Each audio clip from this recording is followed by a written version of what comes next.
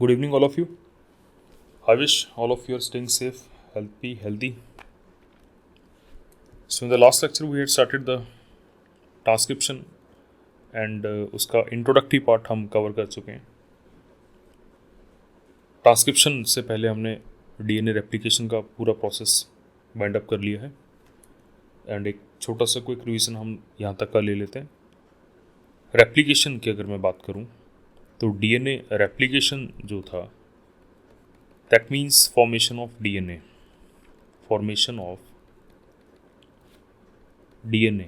From DNA से DNA बन रहा है.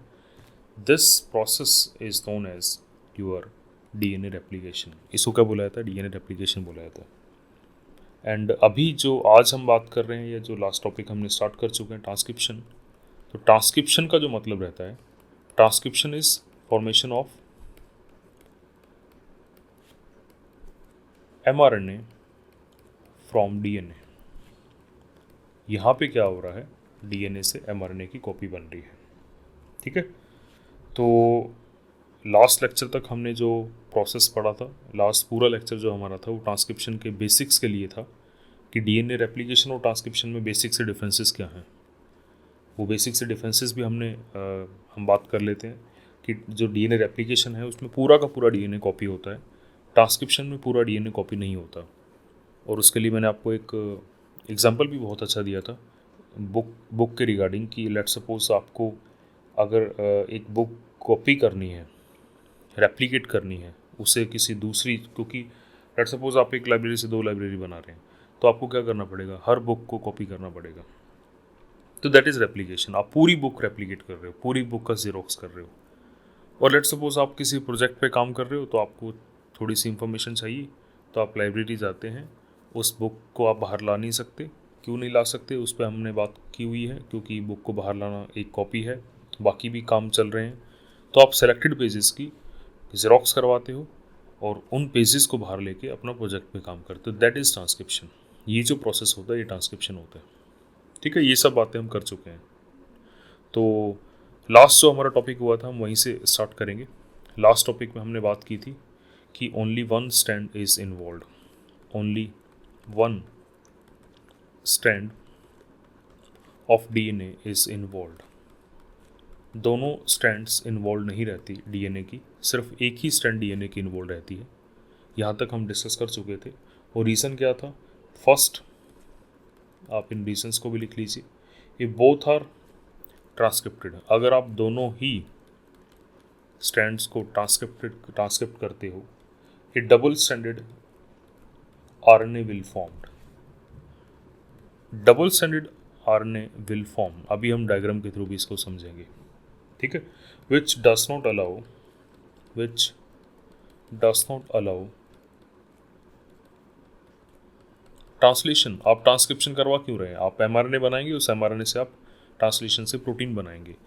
लेकिन अगर आपने दोनों स्ट्रैंड से आरएनए बनवा लिया तो जो आरएनए बनेगा वो डबल स्ट्रैंड हो जाएगा. क्यों हो जाएगा वो अभी मैं डायग्राम में समझाऊंगा आपको. और फिर वो डबल स्ट्रैंड होने के बाद ट्रांसलेशन में पार्टिसिपेट नहीं कर सकता. और अगर वो पार्टिसिपेट कर भी गया, if both the RNA are coded, translated आप कह सकते हैं, अगर फिर भी इन केस अगर आप दोनों आरएनए को यूज़ कर लेते हो, जो 2 अलग अलग आरएनएस बनेंगे, 2 different proteins will be formed. 2 different protein मैं नहीं कहूँगा, 2 different polypeptides will be form. Polypeptide will be form और वो हमारे किसी काम की रहेगी नहीं. ठीक है. तो इस प्रोसेस को हम एक डायग्राम के थ्रू समझ लेते हैं. Look at this is the general process of DNA replication. अच्छा, उससे पहले भी लुक एट दिस डायग्राम. अगर आपको रेप्लिकेशन करनी होती तो आप क्या करते? आप इस पूरे डीएनए को रेप्लिकेट करते. लेकिन जब आपको ट्रांसक्रिप्शन करनी है तो आप सेलेक्टेड ही कुछ पार्ट को क्या कर रहे हैं? यूज़ कर रहे हैं. तो इन दोनों में डिफरेंस क्या है? एक बिल्कुल एक जो पॉइंट बेसिक सा है वो अपने दिमाग में आप रखोगे क्या कि जो रेप्लिकेशन होती है, रेप्लिकेशन की जो मैं बात कर रहा हूँ, रेप्लिकेशन का मतलब है ज़ेरॉक्स ऑफ कंप्लीट बुक. पूरी की पूरी बुक को आप क्या कर रहे हो? रेप्लिकेट कर रहे हो. पूरी बुक को आप ज़ेरॉक्स करवा रहे हो. और ट्रांसक्रिप्शन क्या होता है? ट्रांसक्रिप्शन का मतलब है xerox of selected information, selected pages on book. Book के ऊपर कुछ सेलेक्टेड से पेजेस हैं, वो इन्फॉर्मेशन आपको चाहिए, दैट इज ट्रांसक्रिप्शन. उसको क्या बोला था? ट्रांसक्रिप्शन. तो आप देख रहे हैं ये पूरी की पूरा डीएनए, पूरा का पूरा डीएनए क्या होता है? पूरा का पूरा डीएनए एक बुक होती है, उसकी कुछ सेलेक्टेड पेजेस को आप पकड़ते हो और उसे रेप्लिकेट करते हो, मीन्स उसे ट्रांसक्रिप्ट करते हो. तो this is transcription. Now look at this diagram. ये हम पहले भी डिस्कस कर चुके हैं, एक बार फिर मैं डायग्राम के थ्रू समझा देता हूँ. डीएनए में 2 स्ट्रैंड्स रहती हैं. DNA is double stranded molecule. Out of the 2 strand, this is the functional strand, this is the functional. ये फंक्शनल केस है. फंक्शनल केस कैसे? कि इसमें से जो ये वाली स्ट्रैंड है, जो मैं अब जिसको अंडरलाइन कर रहा हूँ, दिस इज द मैसेज. ये जो है आपका, ये आपका मैसेज है, ये वाला, दिस इज मैसेज. इसको आपको बाहर लेके आना है. Sorry, this is the template strand. आपका मैसेज क्या रहेगा? आपका मैसेज रहेगा ये ATG, ये मैसेज है जिसको आपको बाहर लेके आना है. तो आप देख रहे हैं ये मैसेज बाहर आ गया, दिस वन इज RNA. अब इस मैसेज को बाहर लाने के लिए आप टेम्पलेट किसको बनाएंगे? जिसको मैंने अंडरलाइन किया है, इसको आप टेम्पलेट बनाते हैं. जब आप दोनों डीएनए स्ट्रैंड को अलग अलग करते हैं, इस स्ट्रैंड को टेम्पलेट बनाते हैं और उसके ऊपर RNA सिंथेसिस करते हैं. अब ये जो RNA निकल के बाहर आता है, इसका और कोड का देखिए इन्फॉर्मेशन. इसकी इन्फॉर्मेशन क्या है? क्योंकि RNA है तो T की जगह U आएगा ही. AUG AUC, वहाँ पे क्या है? ATG ATC. Same information. आपका जो कोड है, जो आपकी इन्फॉर्मेशन थी, अब निकल के क्या आ गई? बाहर आ चुकी है. कब? जब आपने उसके उल्टे वाले स्ट्रैंड को टेम्पलेट बनाया है. अब मैं बात कर रहा था कि आप दोनों स्ट्रैंड्स को टेम्पलेट क्यों नहीं बना सकते? इसलिए नहीं बना सकते कि लेट सपोज यहीं अगर आपने टेम्पलेट किसको बनाया होता, लेट सपोज आपने टेम्पलेट इसको बनाया होता, तो अगर आप इसे टेम्पलेट बनाते तो आपका जो RNA बाहर आता वो क्या आता? That will be T, not T क्योंकि T इसमें होता नहीं है, UAC, then UAG, it will be UAG, next will be your AGC and next will be AUU. अब इसको देखिए और इसको देखिए, both these are complementary to each other. देखिए जो फर्स्ट है और सेकंड जो मैंने अभी टिक किया है, ये दोनों एक दूसरे के कम्प्लीमेंट्री है. और जब कोई दो स्ट्रक्चर एक दूसरे के कम्प्लीमेंट्री होंगी, उनके बीच में हाइड्रोजन बॉन्ड बन ही जाएगा और ये दोनों मिलके क्या बना देंगे? डबल स्ट्रैंडेड RNA बना देंगे. पहली प्रॉब्लम तो ये रहती है, अगर आपने दोनों ही स्ट्रैंड्स इन्वॉल्व करवा ली तो पहला RNA तो ये बनेगा, एक तो RNA ये बन गया, एक RNA ये बन गया, और ये दोनों एक दूसरे कम्प्लीमेंट्री होंगे तो डबल स्ट्रैंडेड RNA बनेगा, वो ट्रांसलेशन करेगा नहीं. इन केस अगर डबल स्ट्रैंडेड RNA नहीं बना तो लेट्स सपोज जैसा मैंने यहाँ दिखाया है, आपने क्या किया? टेम्पलेट किसको बना लिया? आपने टेम्पलेट इस स्ट्रैंड को बना लिया, जो कि होनी नहीं चाहिए. It is non functional case. ये मैंने केस बना के दिखाया है कि अगर आपने टेम्पलेट इसको बना लिया तो यहाँ पे क्या था? AUG के लिए कोड क्या? AUG कोड होता है मिथ्योनाइन के लिए, AUC होता है आइसोल्यूसिन के लिए, UCG होता है for serine and so on. अब यहाँ क्या हुआ? आपने इसको टेम्पलेट बनाया, टेम्पलेट बनाने के बाद आपकी RNA बनी UAC UAG and so on. ये आपकी RNA बन के सामने आई. अब आपने UAC को कोड किया, टायरोसिन आएगा. द नेक्स्ट UAG, इसके लिए कोई कोड नहीं होता, प्रोटीन सिंथेसिस यहीं रुक जाएगी, आगे तो बात ही नहीं जाएगी. UAG is a stop codon, ये स्टॉप कोडॉन होता है. बट स्टॉप कोडॉन आप ट्रांसलेशन में पढ़ेंगे. पॉलीपेप्टाइड बनी ही नहीं, और अगर बन भी जाती, लेट सपोज यहाँ पे कुछ और होता, लेट सपोज यहाँ पे यू होता, तो कंडीशन रहती है आपकी फिनाइलैलिन, ऐसे ही AGC होता, सेरिन आ जाता, तो पॉलीपेप्टाइड क्या यही बन जाती? क्या ये दो पॉलीपेप्टाइड, इन दोनों केसेस में ये दो पॉलीपेप्टाइड, एक तो जो ये है और एक जो ये बनी है पॉलीपेप्टाइड, क्या ये दोनों सेम रहती? बिल्कुल नहीं, ये दोनों सेम नहीं रहती. तो दिस इज़ द रीज़न क्यों दोनों स्ट्रैंड्स इन्वॉल्व नहीं हो सकती. ये इस पूरे डायग्राम से मैंने समझाया है कि दोनों स्ट्रैंड्स जो है आपकी इन्वॉल्व नहीं हो सकती हैं किसमें? ट्रांसक्रिप्शन में. ठीक है. नेक्स्ट हम बात करते हैं. इसके बाद हमने बात की थी regarding the template and coding strand. Template and coding strand, तो ये चीज़ आप अब तक समझ चुके होंगे, फिर भी हम एक को लिखते हैं. The strand with 3' to 5' polarity will be template stand, क्या बोला जाएगा उसको, टेम्पलेट स्टैंड बोला जाएगा, that is known as template stand. एक बार उस डायग्राम में फिर चलते हैं, दिस इज द डायग्राम, ठीक है। अगर इस डायग्राम को दोबारा देखते हैं वापस से, इस पूरे डायग्राम में जो आपकी कंडीशंस रही हैं, उन कंडीशंस में क्या रहा है कि आपका जो डीएनए है उसकी एक स्ट्रैंड टेम्पलेट की, एक स्ट्रैंड के पास मैसेज था, आपकी एक स्ट्रैंड के पास क्या था, मैसेज था, और वो जो स्ट्रैंड थी आपकी, वो स्ट्रैंड कौन सी थी, ये वाली, दिस वन, ये आपका मैसेज था और यही मैसेज बाहर आया, ठीक है। तो इसका मतलब जो डीएनए की ये स्ट्रैंड है जिसके पास मैसेज है, ये जो स्ट्रैंड है डीएनए की, this strand is the coding strand, क्योंकि कोड है इसके पास, this is the coding strand क्योंकि इसके पास क्या है, कोड है। पॉइंट क्लियर है। अगर आप कोडिंग स्ट्रैंड को क्या बनाते हो, टेम्पलेट, लुक एट दिस, जैसे मैंने यहाँ किया था, यहाँ मैंने क्या किया था, यहाँ मैंने कोडिंग स्ट्रैंड को क्या बना लिया था, टेम्पलेट बना लिया था, तो फंक्शनल रहा ही नहीं, नॉन फंक्शनल हो गया, सब कुछ नॉन फंक्शनल हो गया। तो टेम्पलेट किसको बनाया जाता है, opposite to the coding stand. So this one जो आपकी ब्लू वाली है, ये आपकी क्या रहेगी, this is the template stand. इसका मतलब पहली चीज़ तो ये क्लियर होती है, टेम्पलेट और कोडिंग कभी भी सेम नहीं होते, ठीक है। तो अगर आप इसे टेम्पलेट बोल रहे हो, दूसरे वाले को इसको आप कोडिंग बोल रहे हो और दूसरे वाले को टेम्पलेट बोल रहे हो, तो this is can also be called as non coding, क्योंकि इसके पास कोड नहीं है, क्लियर। उसको आप नॉन कोडिंग स्टैंड भी बोल सकते हैं क्योंकि उसके पास आपका कोड नहीं है। So stand with 3' to 5' polarity is known as template stand, also known as, क्या कह सकते हो, also known as non coding stands, इसको क्या कहा जा सकता है, नॉन कोडिंग स्टैंड, ठीक है। Opposite to the template stand is coding stand. Why it is known as coding stand? आप इसको coding stand क्यों बोलते हो? Because this is the stand which carry, जो अपने साथ क्या कैरी करती है, इंफॉर्मेशन, या आप ब्रैकेट में लिख सकते हो कोड, जो अपने साथ कोड कैरी कर रही है for protein synthesis, protein synthesis कह लीजिए, आरएनए सिंथेसिस कह लीजिए, जो उसके पास प्रोटीन सिंथेसिस, जिस स्टैंड के पास आरएनए सिंथेसिस का कोड है, that is known as coding stand, उसको क्या बोला जाएगा, coding stand. And what will be the polarity, इसकी पोलैरिटी होगी 5' to 3', पोलैरिटी रहेगी 5' to 3'। So these are the two template stand, coding stand, and why only one of the stand is involve, ये यहाँ तक का प्रोसेस था।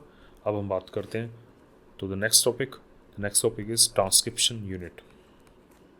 Heading is transcription unit. अब transcription unit को समझने से पहले आप बेसिक्स चीज़ को दोबारा रिवाइज करेंगे। What is the point, now look at this, इस डायग्राम को देखिए आप, इस डायग्राम पे हम बात कर रहे थे, ठीक है। और अगर मैं इसको अलग से प्लॉट करूं, तो लेट्स सपोज कि this is your DNA, this is your nucleus, ये आपका क्या है, न्यूक्लियस है, clear.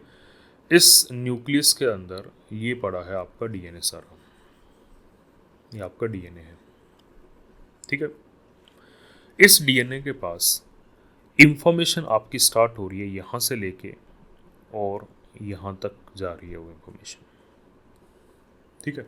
It is just like कि आपके पास एक बुक है और ट्रांसक्रिप्शन का मतलब है कि आपको सिलेक्टेड पेजेस निकालने हैं, सिलेक्टेड पेजेस निकालने हैं, ठीक है।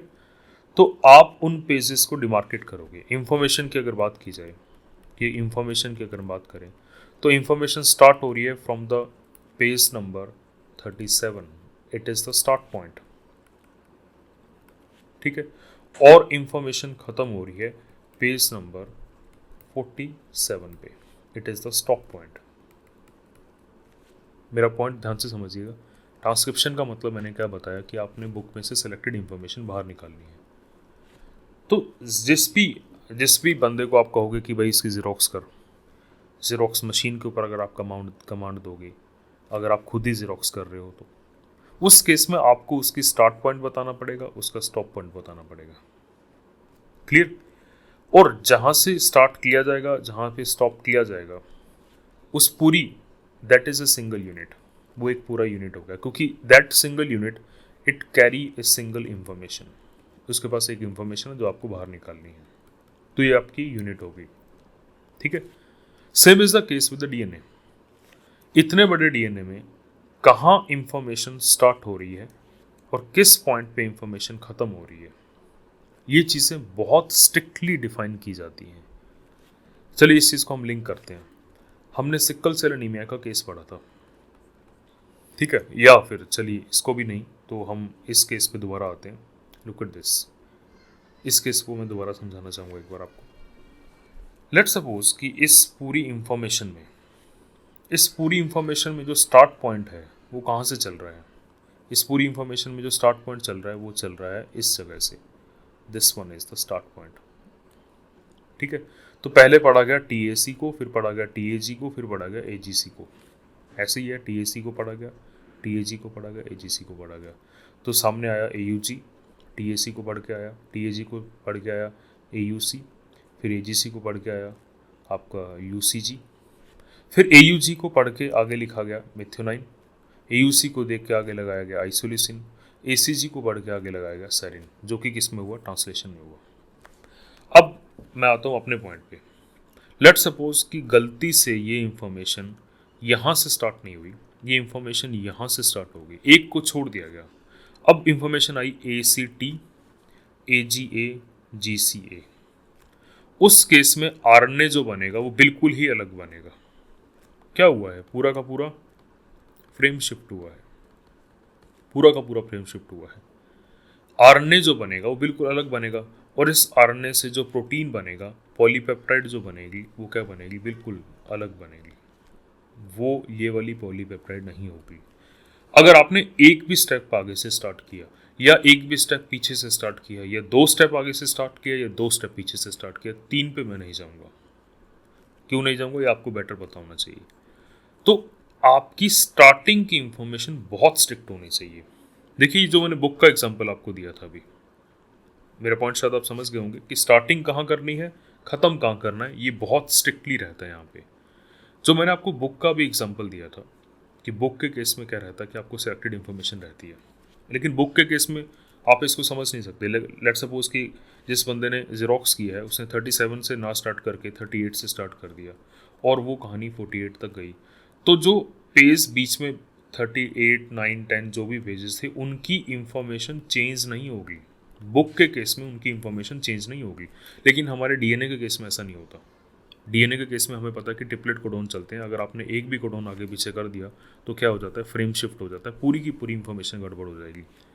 इसीलिए क्या होना चाहिए कि बहुत स्ट्रिक्टली ये डिफाइन होना चाहिए कि कहाँ से स्टार्ट होगा और कहाँ ख़त्म होगा। इसके लिए आपको बहुत, या रेगुलेटरी सिस्टम को बहुत स्ट्रिक्ट होना पड़ेगा, क्योंकि एक भी कोडोन आगे पीछे हुआ तो पूरा का पूरा प्रोटीन क्या होगा? गड़बड़ हो जाएगा। ठीक है? What is transcription unit? अगर आपको ये चीज़ समझ में आ गई है तो फर्स्ट डेफिनेशन हम रखेंगे, it is the part of DNA, it is the part of DNA which is involved in transcription. जो किस में इन्वॉल्व रहता है? ट्रांसक्रिप्शन। तो लेट सपोज इस डायग्राम की अगर मैं बात करूं, तो इस पूरे डायग्राम में अगर हम डीएनए के पार्ट को बात करें कि कितना पार्ट इन्वॉल्व है, तो this is the transcription unit, क्योंकि इतना पार्ट डीएनए का इन्वॉल्व है किसके अंदर? ट्रांसक्रिप्शन के अंदर। तो this is known as transcription unit. इसको क्या बोला जाएगा? Transcription. This is your transcription unit. पहली बात तो ये समझिए कि ट्रांसक्रिप्शन यूनिट क्या होता है। This is known as transcription unit. ठीक है? अगली बात, ट्रांसक्रिप्शन यूनिट में 3 एलिमेंट्स आते हैं। There are following components. Transcription units की अगर मैं बात करूँ, तो उसमें कंपोनेंट्स की अगर मैं बात करूँ तो there are 3 component. One is your promoter site, ध्यान से समझिएगा, promoter site. Second is your structural gene, structural gene, and third रहता है आपका टर्मिनेटर साइट। ठीक है, ये 3 टर्मिनेटर साइट, ये 3 आपकी पोजीशन रहती हैं ट्रांसक्रिप्शन यूनिट में। इनको पहले मैं लेमन लैंग्वेज में समझाता हूँ। व्हाट इज़ द पॉइंट, जब भी मैं हमेशा इसके साथ बुक का एग्जांपल लेके चलूँगा क्योंकि वो बेस्ट एग्जांपल है और उसको आप अच्छे से समझ सकते हैं। आपने बुक में ज़ेरॉक्स करवानी है एक इंफॉर्मेशन, ठीक है, तो बुक तो सोर्स हुई, यहाँ पे बुक क्या हुआ, डीएनए हुआ। ठीक है, आपको इंफॉर्मेशन एक बाहर निकालनी है, आपने ज़ेरॉक्स करवाया, तो ज़ेरॉक्स की जो मशीन है हमारे केस में यहाँ पे वो एंजाइम होगा जो आरएनए बनाएगा, दैट इज़ आरएनए पॉलीमरेज। क्योंकि जब आपने डीएनए रेप्लिकेशन की थी तो डीएनए से डीएनए बनाया था, तो एंजाइम का नाम था डीएनए पॉलीमरेज। लेकिन अभी आप डीएनए से डीएनए नहीं बना रहे हैं, अभी आप डीएनए से आरएनए बना रहे हैं, तो एंजाइम का नाम होगा आरएनए। तो हमारा जो ज़ेरॉक्स मशीन है वो क्या है, आरएनए पॉलीमरेज है। ठीक है, बुक के केस में तो क्या होगा कि या तो ज़ेरॉक्स मशीन को आप कमांड देंगे, या फिर जो बंदा ज़ेरॉक्स मशीन को कंट्रोल कर रहा है उसे समझाया जाएगा कि पेज नंबर 37 से स्टार्ट करना है और पेज नंबर 47 पे ख़त्म करना है, उसे ही समझाया जाएगा। ठीक है, तो इस लैंग्वेज के हिसाब से 37 इज़ द प्रमोटर साइट, कहाँ से उसे स्टार्ट करना है, 47 इज़ द टर्मिनेटर साइट, कहाँ उसे ख़त्म करना है। लेकिन एग्जैक्टली सिचुएशन सेम नहीं है। कैसे, इसको ऐसे समझिए, और बीच में जो सारी इंफॉर्मेशन आई, इन 2 पेजेस के बीच में जो सारी information I, that is the structural gene, वो आपका स्ट्रक्चरल जीन है। अब इसको समझिए दूसरी लैंग्वेज में। लेट्स सपोज कि ये आपका है डीएनए, ये आपका डीएनए है, इंफॉर्मेशन यहाँ स्टार्ट हो रही है और इस जगह पे ख़त्म हो रही है। यहाँ से इंफॉर्मेशन स्टार्ट हुई तो मैं इसको कलर अलग करता हूँ, ये आपकी इंफॉर्मेशन है।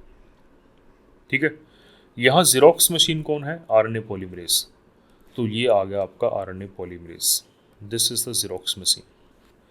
अब आरएनए पॉलीमरेज को पहले बताया जाएगा, उसको कैसे पता लगेगा, पहली बात तो ये, उसे क्या पता लगेगा कि इतने बड़े डीएनए में आरएनए पॉलीमरेज कैसे आइडेंटिफाई करेगा कि इंफॉर्मेशन, क्योंकि आइडेंटिफाई करना बहुत ज़रूरी है, अभी मैंने बताया इंफॉर्मेशन यहाँ से स्टार्ट करनी है और यहाँ ख़त्म करनी है, तो स्टार्ट करने से पहले उसे अटैच होना पड़ेगा।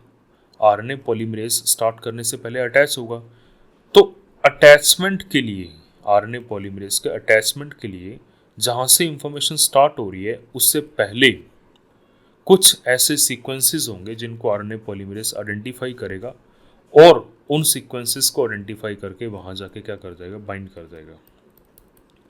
इस सीक्वेंस को बोला जाएगा प्रमोटर साइट।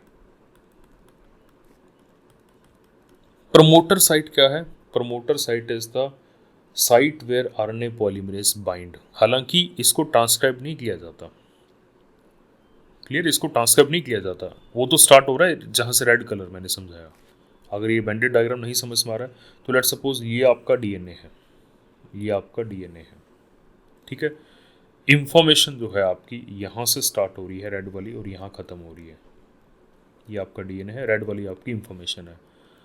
आरएनए पॉलीमरेज यहाँ आके बाइंड नहीं करेगा, that will not bind here. वो start, this is the start point, ये एरो बता रहा है स्टार्ट पॉइंट, ये एरो बता रहा है कि दिस इज स्टार्ट पॉइंट, यहाँ पहला न्यूक्लियोटाइड है और it is the last point जी, यहाँ पे लास्ट न्यूक्लियोटाइड है जो आपको रीड करना है, लास्ट न्यूक्लियोटाइड आपको जो रीड करना है। ठीक है, it is the start point. तो आरएनए पॉलीमरेज जो रहेगा आपका, आरएनए पॉलीमरेज वो यहाँ आके बाइंड करेगा, इस स्टार्ट साइट से पहले आके बाइंड करेगा, इस जगह पे आके, और जिस जगह पे आके आरएनए पॉलीमरेज बाइंड करता है that region is known as promoter site, promoter site. और RNA polymerase, what is RNA polymerase, पहले तो प्रमोटर साइट की डेफिनेशन लिख लीजिए। What is promoter site, it is the site where RNA polymerase bind, जहाँ पे आरएनए पॉलीमरेज क्या करेगा, बाइंड करेगा। पहली बात तो ये। दूसरी बात इसको ध्यान रखिएगा, इट इज नेवर ट्रांसक्राइब्ड, इसको ट्रांसक्राइब नहीं किया जाता, इंफॉर्मेशन तो इसके आगे से स्टार्ट होती है। दूसरा, structural gene. What is structural gene? Which is the information which is transcribed, जिसको एक्चुअली ट्रांसक्राइब किया जाएगा, जो इंफॉर्मेशन है। पॉइंट समझ में आया? And what is termination site? Where transcription stops, कहाँ रोकनी है।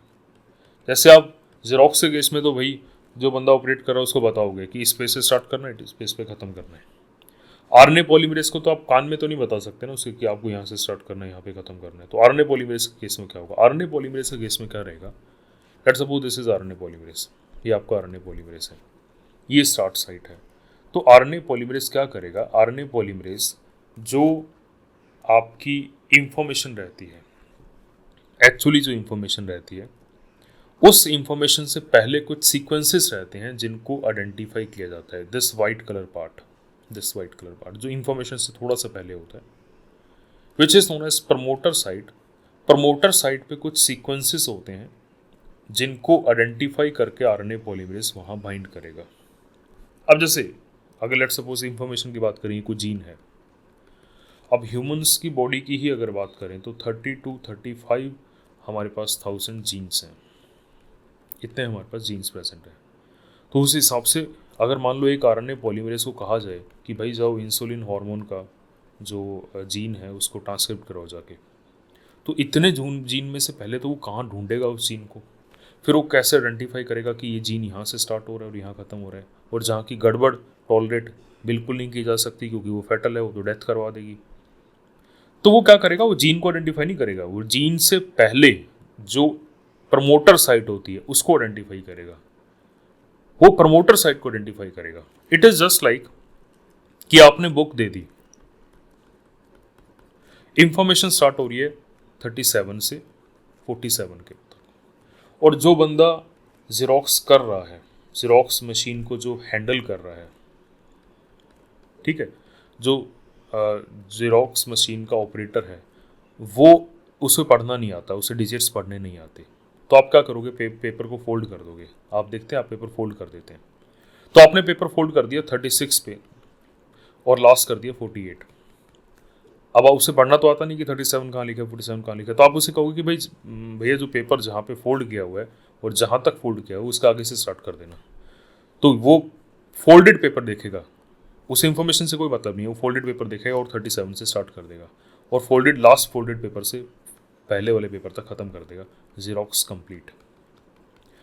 ये बिल्कुल ऐसा ही मैकेनिज्म है।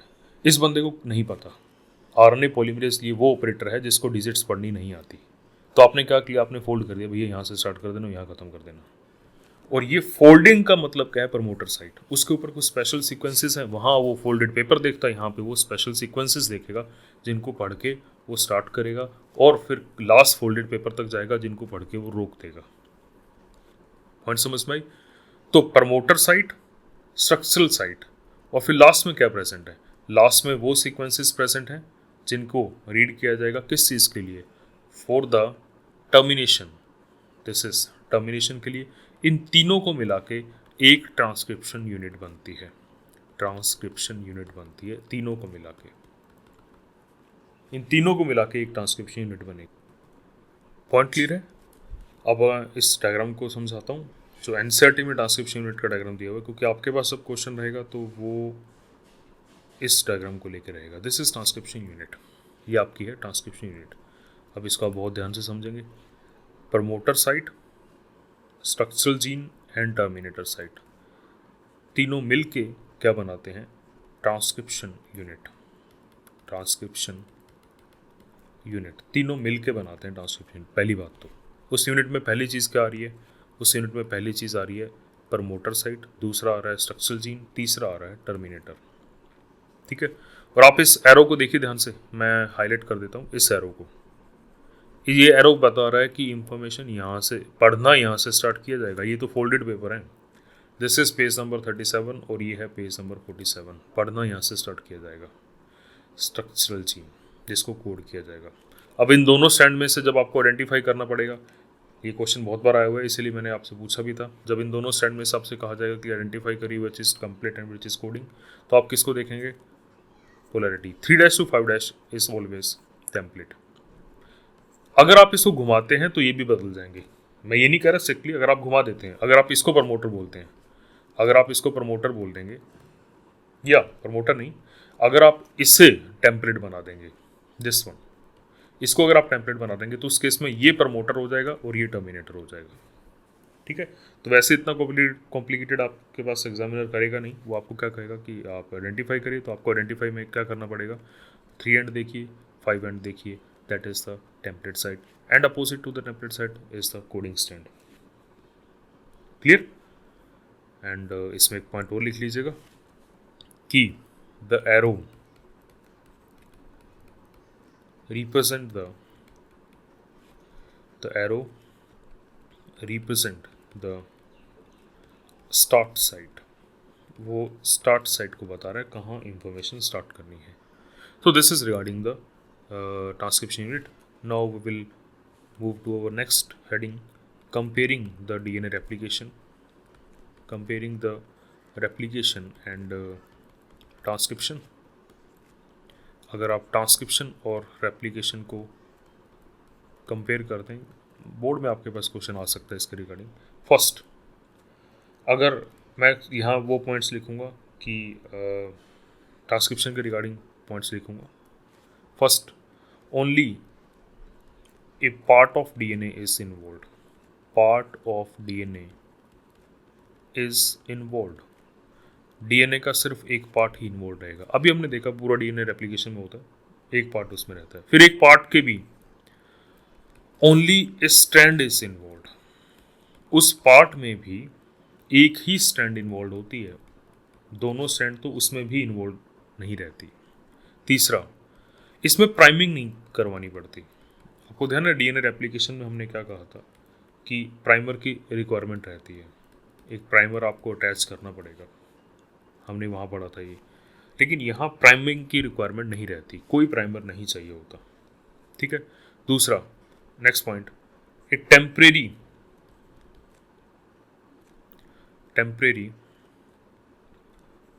RNA DNA hybrid will form. Temporary क्यों? पहली बात तो आरएनए डीएनए हाइब्रिड की मैं बात कैसे कर रहा हूँ, look at this is the transcription. अब इसको देखने, ब्लू कलर का तो डीएनए है और जो आपका रेड कलर का है ये आपका आरएनए बन रहा है। तो इस लोकेशन पे ये जो हाइब्रिड बना, डबल स्ट्रैंडेड स्ट्रक्चर बनी, वो डीएनए और आरएनए दोनों को मिलकर बनी। तो इसको मैं कह सकता हूँ कि it is hybrid of DNA and RNA, दोनों का हाइब्रिड है। और वो टेम्परेरी है क्योंकि आरएनए बनने के बाद वो वहाँ से हट जाएगा। जैसे आरएनए पूरा कंप्लीट हो जाएगा वो बाद में क्या होगा, हट जाएगा वहाँ से। ठीक है। नेक्स्ट पॉइंट, आरएनए फॉर्म्ड, जो आरएनए बनता है, हैज़ शॉर्ट लाइफ स्पैन। जो आरएनए बनता है उसका लाइफ स्पैन बहुत कम रहता है, बहुत छोटा लाइफ स्पैन रहता है।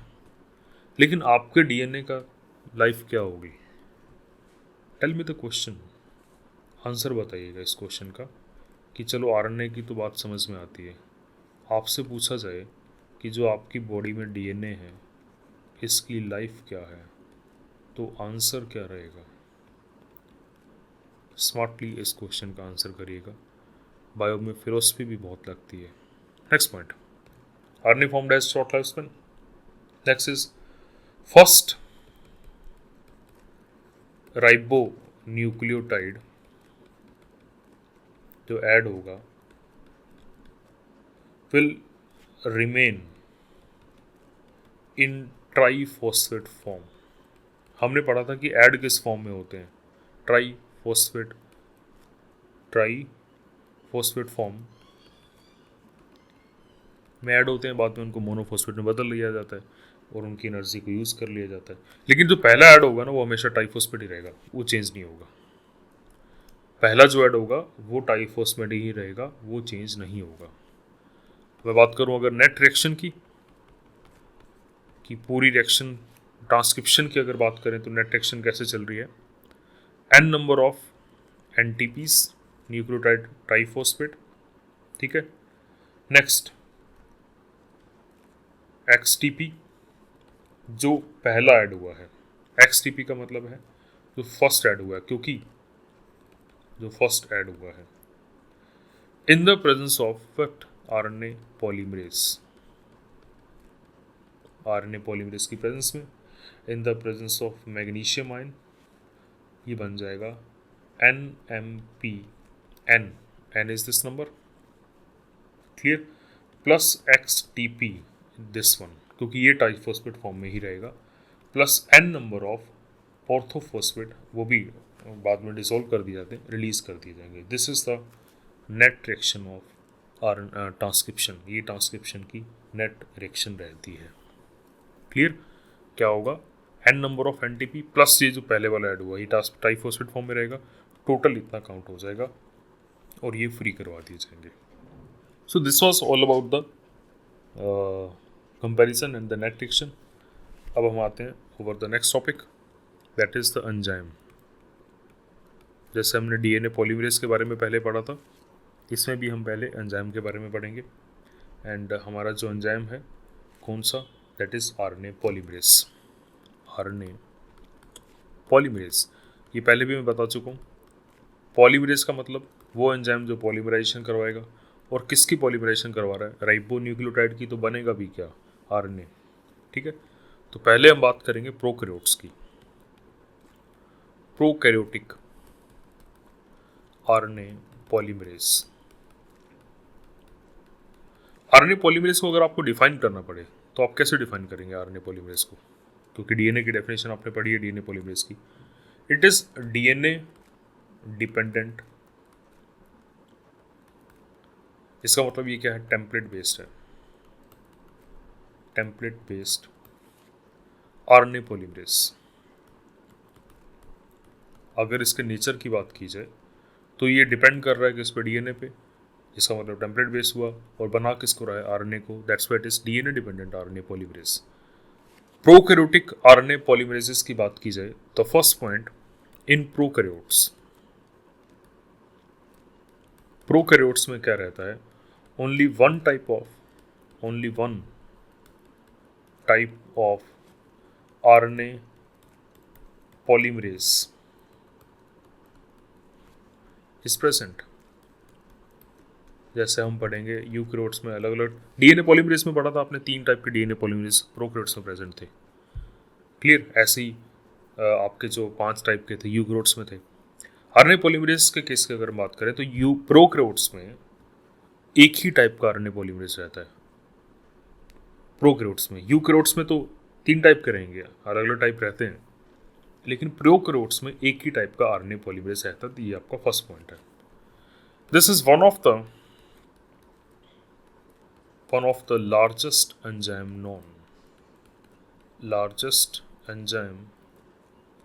Non, clear. इसकी 6 सब यूनिट्स हैं, देयर आर प्रेजेंट 6 सब यूनिट्स। तो DNA पॉलीमरेज अल्फा की भी हमने पढ़ी थी, लेकिन DNA पॉलीमरेज 3, लेकिन वो इंपॉर्टेंट नहीं थी, ये इंपॉर्टेंट है। 6 सब यूनिट्स में कौन कौन सी सब यूनिट्स आती हैं, अल्फा 2, 2 अल्फा की हैं, beta dash, omega and sigma, clear. 6 सब यूनिट हुई, 5 टाइप की, 6 सब units of how many types, 5 types, जिनमें से 2 क्या हैं, अल्फा 2 है, एक बीटा है, beta dash, omega and sigma. इनके इंडिविजुअल फंक्शन की अगर बात की जाए तो alpha, it is required for the assembly of core enzyme. What is core enzyme, इसके बाद हम पढ़ेंगे असेंबली ऑफ कोर एंजाइम, ठीक है।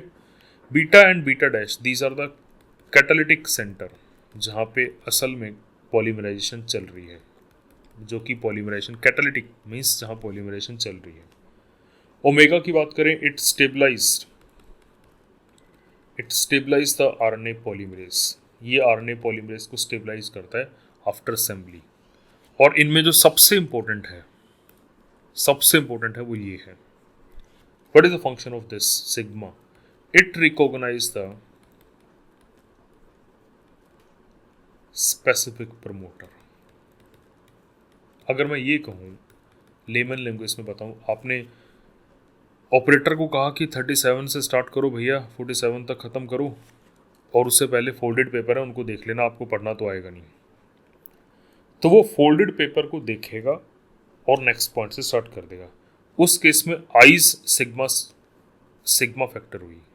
अगर उसके पास आइज ना हो तो वो फोल्डेड पेपर को नहीं देख पाएगा और वो डिजरॉक्स नहीं कर पाएगा।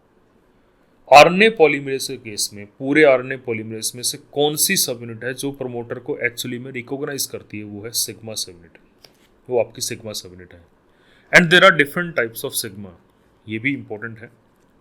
देर are different types of sigma,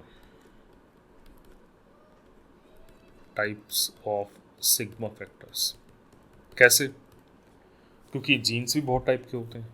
अब सभी जीन्स के लिए सेम सिग्मा नहीं होता। कुछ जीन्स को, जैसे फॉर एग्जांपल जो सबसे बेस्ट स्टडी किया गया वो सिग्मा 70 को स्टडी किया गया। 70 किलो डाल्टन वेट होता है, उसके बेस पे इसका नंबर मिलता है इसको ही। ठीक है, सबसे बेस्ट स्टडीड फॉर्म है ये, बेस्ट नॉन फॉर्म, जो कि काफ़ी केसेस ट्रांसक्रिप्शन के जीन्स के, प्रोकैरियोटिक की बात कर रहा हूँ मैं। इसके अलावा भी एग्जांपल हैं, जैसे सिग्मा 51 है। नाइट्रोजन एसिमिलेशन के जो जीन्स रहते हैं, नाइट्रोजन एसिमिलेशन के जो जीन्स हैं, उनमें प्रमोटर साइज को रिकॉग्नाइज करने के लिए सिग्मा 51 रहता है। ऐसे सिग्मा 26 है, फ्लैसिला सिंथेसिस के लिए होता है। सिग्मा 82 है, हीट शॉक रिस्पॉन्स के लिए होता है। There are different types of, ये आपसे क्वेश्चन नहीं पूछा जाएगा कि कितने टाइप्स के हैं, क्या उनका फंक्शन है। यहाँ जो मैं पॉइंट समझाना चाह रहा हूँ वो ये है कि आप के जो सिग्मा फैक्टर रहते हैं वो बहुत अलग अलग टाइप के रहते हैं। क्लियर? अब ये जो पूरा का पूरा डीएनए बना ना, सॉरी पूरा का पूरा RNA polymerase including all the subunit, this is known as holoenzyme. इसको बोला जाता है होलो एंजाइम। अगर मैं इसको अलग से सेपरेटली लिखूं तो जो हमारी सब यूनिट्स हैं, जितने भी हमारी सब यूनिट्स हैं, कौन कौन सी थी? अल्फा 2, जो हमारी सब यूनिट्स हैं वो कौन कौन सी हैं? अल्फा 2, 2 अल्फा 2 की हैं, beta, beta dash, omega and sigma. तो अगर पूरे की बात की जाए, so this is the holo enzyme. ये आपका क्या है? होलो एंजाइम है। लेकिन कंटिन्यू ये नहीं रखता। दिस विदाउट सिग्मा, कुछ देर बाद सिग्मा फैक्टर रिमूव हो जाएगा। This is known as core enzyme. Sigma factor को हटा दो, जो बच जाता है that is known as core enzyme. Clear? So what is the holoenzyme? Holoenzyme क्या रहेगा? द कंप्लीट एंजाइम, जो रिएक्शन को स्टार्ट करेगा। इट इज़ जस्ट लाइक कि एक बार ऑपरेटर वाले भैया ने देख लिया, उसके बाद आंखें निकाल के बाहर रख दी। इस केस में तो ऐसा ही है। आरएनए पॉलीमरेज क्या करेगा? सिग्मा एक बार आएगा, उसको लेके सिग्मा बता देगा भी भाई यहाँ से स्टार्ट करना है। जैसे ये जो पूरी कहानी थी, ये हमने जो डायग्राम पढ़ा था, इस डायग्राम में यहाँ से कहानी स्टार्ट करनी है प्रमोटर से। ठीक है? या अगर हम डायग्राम की बात करें तो डायग्राम की आज डिमार्केशन वीक है, तो डायग्राम को ढूंढना मुश्किल रहेगा। तो इस डायग्राम, ये रहे डायग्राम आपके। तो यहाँ से स्टार्ट करना था, इस पॉइंट से स्टार्ट करना था। सिग्मा किसको लेके आएगा? आरएनए पॉलीमरेज के साथ सिग्मा आ गया, वो उसको यहाँ बाइंड करवा देगा। थोड़ी देर काम चलेगा, उसके बाद सिग्मा बाहर हो जाएगा क्योंकि उसका काम खत्म हो गया। और समझ में आया? उसका काम इतना ही था कि उसको अपनी लोकेशन पे बाइंड करवा दो, एग्जैक्टली उसको बाइंड करवा दो कि कहाँ से स्टार्ट करना है। उसके बाद क्या होगा? वो हट जाएगा, और हटने के बाद जो पार्ट बचा that is known as core enzyme. Holoenzyme minus sigma factor, that is core enzyme. वो आपका कोर एंजाइम बैठेगा। क्लियर? क्यों? बिकॉज सिग्मा फैक्टर जो रहता है left when RNA become 8 to 9 base pair long. जब ठीक सा आरएनए बन जाता है, उसके बाद सिग्मा फैक्टर क्या होता है? रिलीज हो जाता है। तो प्रोकैरियोट्स में एक ही टाइप का आरएनए पॉलीमरेज है, वही एमआरएनए बनवा रहा है, वही टीआरएनए बनवा रहा है, वही आरआरएनए बनवा रहा है। सभी टाइप का आरएनए यही बनवा रहा है। अगर मैं इसके मॉडल डायग्राम की बात करूं तो इसका मॉडल डायग्राम क्या रहेगा? Look at this. पहले मैं इसको प्लॉट कर देता हूं ताकि आपको समझना थोड़ा इजी हो जाएगा मॉडल डायग्राम को। So this is the plotting of the model diagram. ये आपका है होलो एंजाइम, ये आपका होलो एंजाइम है। ठीक है? उसमें यहाँ से क्या हो रहा है? डीएनए एंटर करता जा रहा है, इस पॉइंट से डीएनए एंटर होता जा रहा है, और ये जो डीएनए है आपका डबल स्ट्रैंडेड डीएनए है। तो इस लोकेशन पे उसे क्या कर दिया जाता है, सेपरेट कर दिया जाता है, यहाँ उसे अनवाइंड कर दिया जाता है। क्योंकि अगर आपको ट्रांसक्रिप्शन करवानी है या फिर आपको रेप्लिकेशन करवानी है तो दोनों स्ट्रैंड को सेपरेट करना ही पड़ेगा। और जब ये काम हो जाता है कंप्लीट तो उसे वापस क्या कर दिया जाता है, रीवाइंड कर दिया जाता है। जब उसका काम ख़त्म हो जाएगा तब उसे वापस क्या कर दिया जाएगा, रीवाइंड कर दिया जाएगा। तो इस लोकेशन में अगर मैं बात करूँ, अलग अलग पॉइंट्स की मैं बात करूँ, सो दिस, ये भी एक साइट है और ये भी एक साइट है। इन दोनों साइट की अगर मैं बात करूँ, so this is the unwinding site, unwinding site, और ये आपकी क्या है, रीवाइंडिंग साइट। ऐसा नहीं है पूरी इंफॉर्मेशन को, ये बिल्कुल वैसा ही है। जेरोक्स करवाते हो तो ऐसे थोड़ा था कि सारे पेज खोल के रख देते हो, पहले पहला पेज जेरोक्स करोगे, फिर दूसरा, फिर तीसरा, उसी हिसाब से खोलते रहोगे। ऐसे डीएनए के साथ है। अब इसके ऊपर अगर आरएनए सिंथेसिस की बात की जाए तो यहाँ क्या बन रहा है, आरएनए बन रहा है इस पोजीशन पे। Let's suppose this is template strand, जो इसमें ये वाली है ये आपकी क्या है, टेम्पलेट है। तो यहाँ क्या बनता जा रहा है, आरएनए बनता जा रहा है। दिस इज टेम्पलेट स्ट्रैंड, तो इस पर आरएनए बन के वो अलग सेपरेट होता रहेगा और डीएनए पॉलीमरेशन चलती रहेगी। वो क्या होता रहेगा, फॉरवर्ड चलता रहेगा, नया आरएनए बनाता रहेगा, टर्मिनेशन साइड पे जाके खोल देगा सब चीज़ों को। तो this is the model diagram, ये आप बना भी सकते हैं, ये आपका मॉडल डायग्राम है। इसको आप बुक में कॉपी में बना लीजिएगा, आपको आइडिया रहेगा। इसमें है अनवाइंडिंग साइट, इसमें है रीवाइंडिंग साइट, और व्हाट इज़ दिस, ये क्या है, this is RNA DNA hybrid. ये आपका है RNA DNA hybrid, and this is complete RNA polymerase. ये आपका है पूरा का पूरा आरएनए पॉलीमरेज। ठीक है। सो अब इस डायग्राम को उसमें भी देख लीजिए कि वहाँ diagram, this is the core enzyme, ये आपका है कोर एंजाइम का डायग्राम। तो पिंक कलर का आपको देख रहे हैं, आपका डीएनए प्रेजेंट है, और sorry RNA polymerase. This is the movement of direction, movement की जो डायरेक्शन है वो ये रहेगी। ये अनवाइंडिंग साइट है, यहाँ पे अनवाइंडिंग चल रही है और एक जगह विभिन्न आरएनए बनता जा रहा है, और जितनी इन्फॉर्मेशन पढ़ ली जाती है उसे वापस क्या कर दिया जाता है, रिवाइंड कर दिया जाता है, रिवाइंडिंग हो जाती है। ठीक है। और this is the nuclear RNA DNA hybrid, ये आरएनए डीएनए हाइब्रिड रहता है आपका। ठीक है। नेक्स्ट पॉइंट की अगर मैं बात करूँ, कुछ और पॉइंट्स भी हैं।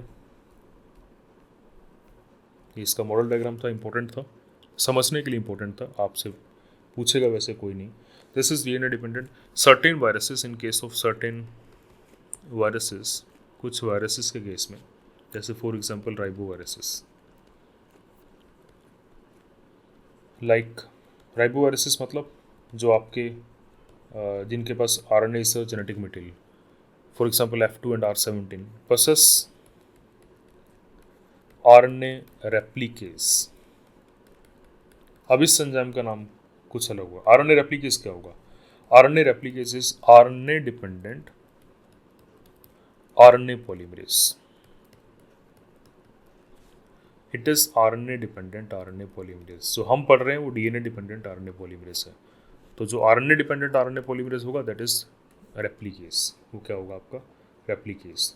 सो they will not function with DNA, वो डीएनए के साथ काम नहीं करते एंड स्पेसिफिक रहते हैं, इस डीएनए के साथ काम नहीं करेंगे आपके। अब हम बात कर लेते हैं लास्ट टॉपिक हमारा, द यूकैरियोटिक आरएनए पॉलीमरेसेस। तो इसके बाद हम नेक्स्ट लेक्चर में मैकेनिज्म को अच्छे से स्टार्ट करेंगे। यूकैरियोटिक आरएनए पॉलीमरेसेस, तो यूकैरियोटिक आरएनए पॉलीमरेसेस की बात करें, these are also known as nuclear RNA polymerases. क्यों, क्योंकि ये न्यूक्लियस के अंदर प्रेजेंट है, न्यूक्लियर आरएनए पॉलीमरेसेस। ठीक है। So there are three types, there are major three types of RNA polymerase. RNA polymerase 1 first, second RNA polymerase 2 and third RNA polymerase 3. So it means there is division of labor, क्योंकि जब आपने अलग अलग type के RNS बनवाने के लिए अलग अलग टाइप के आरएनए पॉलीमरेज असाइन किए हुए हैं, तो there is clear cut division of labour. ठीक है। एडिशन टू दिस, इनके अलावा ऐसा नहीं है कि सिर्फ यही होते हैं, हम मेजरली यही पढ़ते हैं। इसके अलावा जो आपके कुछ स्पेशल भी रहते हैं, there are also present in chloroplast and mitochondria, जो कुछ अलग रहते हैं, क्लोरोप्लास्ट एंड माइटोकॉन्ड्रिया, उनके आरएनए, क्योंकि वहाँ पे भी आपको पता है डीएनए रहता है, सेमी ऑटोनोमस ऑर्गेनेल्स हैं, उनके पास भी अपने अपने आरएनए पॉलीमरेज रहेंगे। तो the first is RNA polymerase 1। RNA polymerase 1 बहुत इंपॉर्टेंट है, इसके जो पॉइंट्स आपको ध्यान रखने हैं। आरएनए पॉलीमरेज 1 किसको कोड करेगा? Most of the RNS. ये किस आरएनए को बनाएगा? राइबोसोमल आरएनएस को बनाएगा, एक्सेप्ट 5s आरएनए। ये बहुत इंपॉर्टेंट पॉइंट है, ये एनसीईआरटी की पॉइंट है, मैं फिर बोल रहा हूँ। आरएनए पॉलीमरेज, पहली बात तो यूकैरियोट्स में 3 टाइप के हैं, RNA polymerase 1, 2 and 3, division of labor. One is responsible for the formation of rRNA, except 5s। तो बचे कौन से? 28s, 18s and 5.8s। बस 5s को कोड नहीं करेगा ये। Clear? Next, this RNA is completely resistant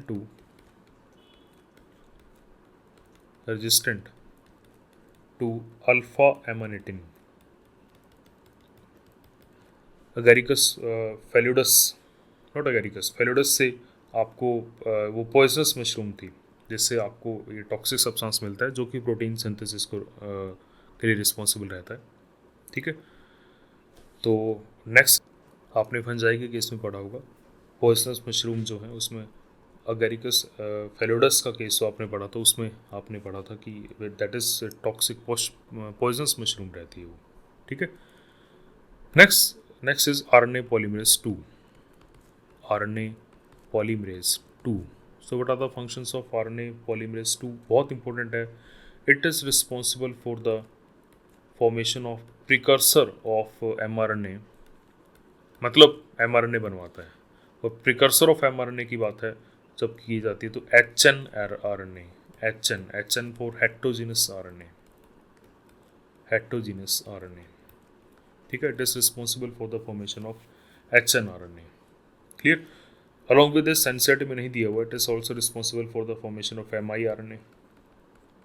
MI-RNA ये जो है आपके mRNA के एक्सप्रेशन को रेगुलेट करते हैं। Now this is most sensitive to alpha amanitin. उस टॉक्सिक सब्सटेंस के लिए क्या रहता है? टॉक्सिक सेंसिटिव रहता है। एंड द थर्ड वन, जो तीसरा आता है, that is RNA polymerase 3। RNA polymerase 3 is responsible for the formation of tRNA, transfer RNA, जो बच गया था rRNA, 5s rRNA, जो RNA आपका बच गया था 5s rRNA, ribosomal RNA and small nuclear RNA। It is responsible for the formation of these enzymes। ठीक है।